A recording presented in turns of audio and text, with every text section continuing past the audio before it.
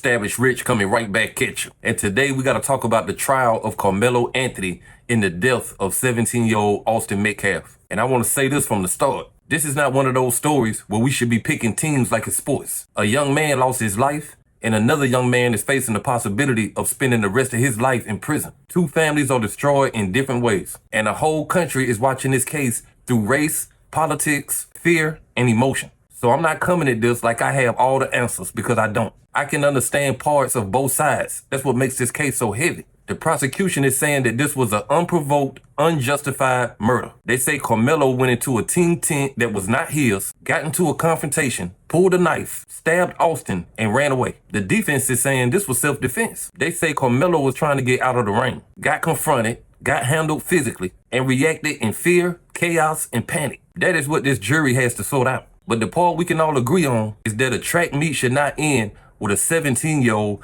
dying in his twin brother's arms. 17-year-old Karmelo Anthony was silent after bonding out of the Collin County Jail and being placed on house arrest. How is this self-defense? 2 days after the family of Austin Metcalf buried their son, they were at the Collin County Courthouse for a bond reduction hearing Monday. Karmelo Anthony is accused of stabbing and killing Metcalf at a Frisco track meet earlier this month.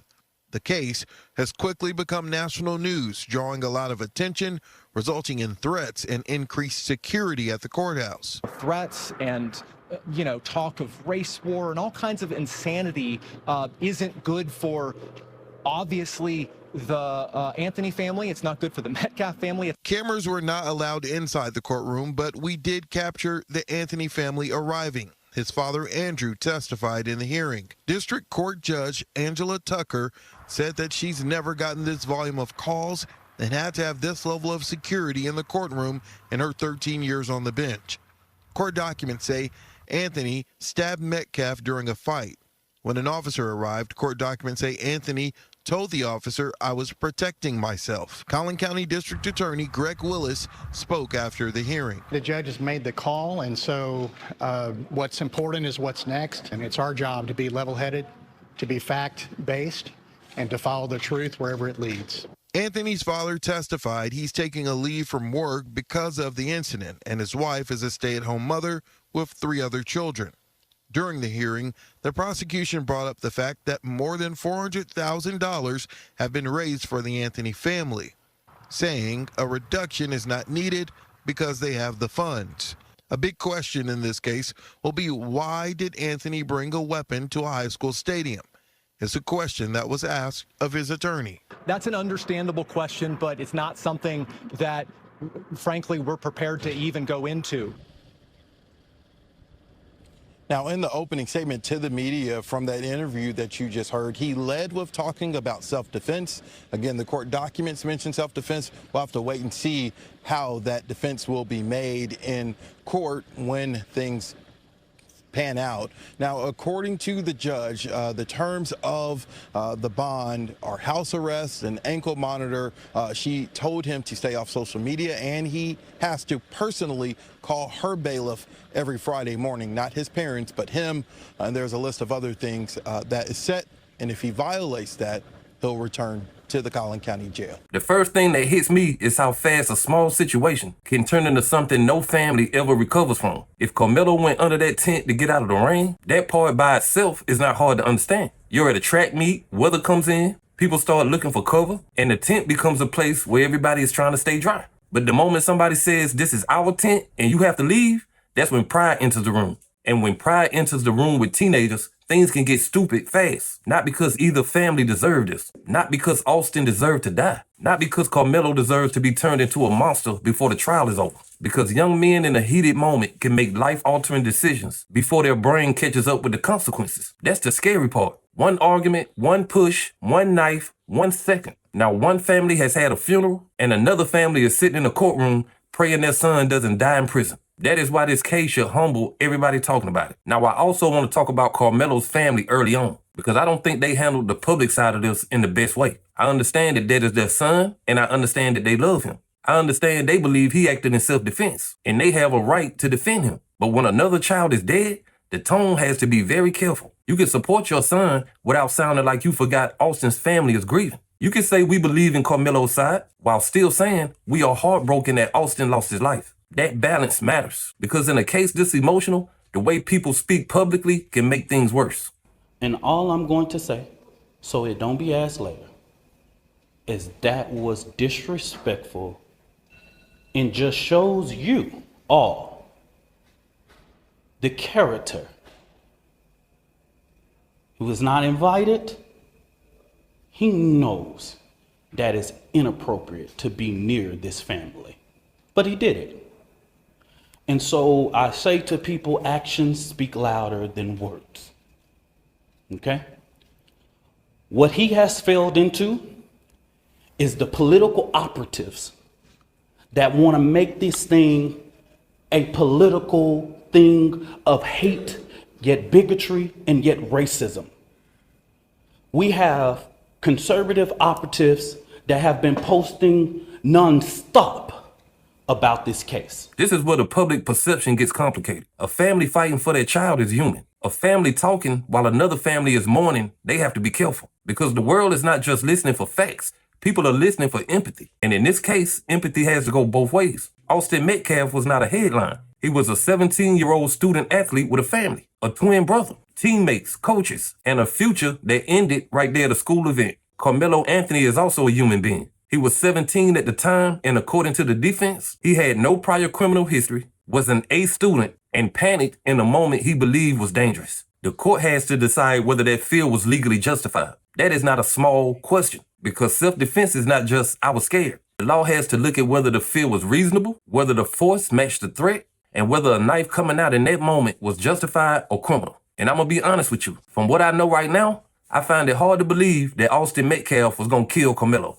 That's just my opinion. But my opinion is not a verdict. The jury has to watch the video, hear the witnesses, listen to the forensics, and decide if the state proved murder beyond a reasonable doubt. That's why this case is so hard. Because what feels wrong morally does not always answer the legal question cleanly. And what sounds like self-defense in a press conference has to survive cross-examination in a courtroom. Now the jury selection added another layer to the case. Karmelo is black, Austin is white. And according to multiple reports, there were no black jurors on the jury. The final jury has no black jurors. The defense raised the Batson challenge after prosecutors struck the final 3 black prospective jurors. But the judge accepted the prosecution's explanation that they were excluded because they worked as educators in a case connected to the school event. Now, people are going to have feelings about that, and I understand why. Anytime a black defendant is facing life in prison in a case with this much racial tension, and there were no black jurors, people are going to question whether the full community is represented in that room. But again, the court has rules. The judge made his ruling, and now the jury has to decide the case based on evidence, not the internet.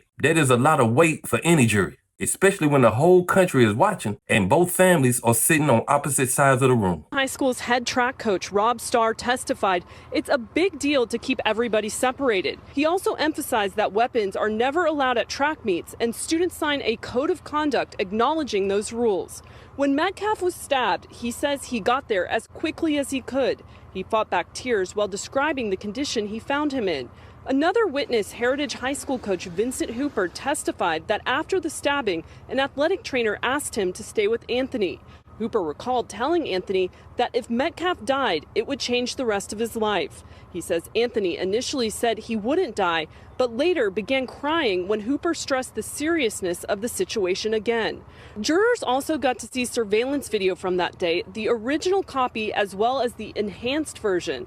A video expert testified that the enhanced video shows someone push or shove someone and the other person push or shove back. He admitted it did not appear to show the actual stabbing. A big piece of information that is new information to us related to the alleged murder weapon. Prosecutors say it was a folding knife, and that knife was already opened. And they allege that the knife was ready, and they say that Karmelo Anthony was looking for a reason to use it. They characterize what happened as Karmelo baiting Austin Metcalf into a confrontation. Now, the defense side of it, again, very different from what the prosecution is saying. They are arguing that Karmelo had to act in self-defense. They say that Austin Metcalf was the aggressor. They say that Austin made the first physical contact with Karmelo, and Karmelo had to react in a moment of chaos, and he used that knife to protect Watch the himself. original videos first, and quite frankly, you really couldn't see much of anything. And then after a few minutes, we zoomed in. He showed all the enhancements, and he had, spot shadowing and highlighting who we're supposed to be looking at. You can't really make out any distinct features, and the prosecution admitted that before they even played the video. They had to look at clothing and identify the person of interest, who, of course, is Karmelo Anthony, and the victim, who is Austin Metcalf. So they outlined all of that based on the photos that came out later once Karmelo was taken into custody. But again, the videos, it establishes what happened. You can definitely make out what happened, but it wasn't, to me personally, as compelling as I thought it would be, because it looks like gas station video. It's really grainy. It's zoomed in. When it's zoomed out, it looks high quality, but when it zooms in, as you know, with any picture, it loses some of the quality. But you can see the tent where everything goes down. You see Karmelo Anthony walk under the tent 2 minutes before Austin Metcalf and his friends get to the tent. And then everything starts going down within 4.5 minutes. You see, just kind of some humanoid blobs under the yellow memorial. Really fast jolts to and from, which they were saying, the prosecution was saying, that was the initial push. They're not denying that Austin Metcalf, made physical contact. They admitted that there was a physical altercation, but that was the moment you saw the push. And then, of course, you see the 25, 30 kids start scattering throughout the bleachers. And then you see the person of interest, again, Karmelo Anthony, running down the bleachers, running a ways away from where the tent was, out onto the track and into the arms of another coach, Chris. The biggest thing to remember is that courtrooms move different than social media. Online, people pick a side quick. In court, every word matters. Every angle matters. Every second of video can get played, paused, enhanced, argued over, and interpreted in 2 different ways. Reports say jurors have seen the original and the enhanced video, but that exact moment of the stabbing is not clearly captured. Fox 4 reported that a forensic video analyst walked jurors through clips following both teams and showing some shoving before the fatal moment. That matters because when the key moment is not clear on video, testimony becomes even more important. Who touched who first? Who escalated? Did Karmelo have a real reason to believe he was in danger? Did Austin's actions justify deadly force? Those are the questions that would decide this case. And that is why everybody has to be careful in talking like we already know everything. We can have feelings, we can have opinions, we can say it looks bad, but the trial is where the facts have to be tested. Now there's one detail that really sticks with me. A coach reportedly testified that after the stabbing, Karmelo said something to the effect of, "He put his hands on me." If that is true, it tells you what Karmelo's mindset may have been in that moment. But feeling that way does not make deadly force justified. That is the heart of this case. A teenager can feel afraid and still go too far. A teenager can be touched first and still be wrong for pulling a knife. That's what makes this so tragic. Karmelo Anthony is charged with murder for the stabbing death of Austin Metcalf last year. The 12-person jury, plus 6 alternates, were still over 10% of Collin County's population is black. There will be no black jurors. Before the final jury was seated, the defense objected to the final 3 black candidates being struck by the prosecution. Fox 4's Amelia Jones is here to explain what it all means for the trial. Amelia.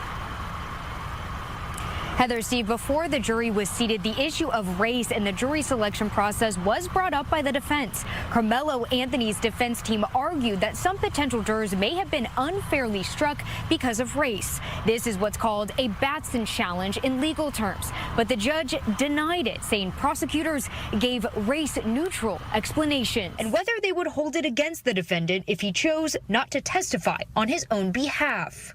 The defense also tried to gauge if the potential jurors would be uncomfortable giving Karmelo Anthony a lower sentence if there's a guilty verdict. The high-profile case has become racially charged, fueled in large part by online speculation, rumors, and misinformation. Race and jury selection became a focus in court Wednesday after defense attorneys raised what's called a Batson challenge, a legal objection used when one side believes potential jurors were removed because of race. The prosecution said the 3 jurors were struck because they were all educators.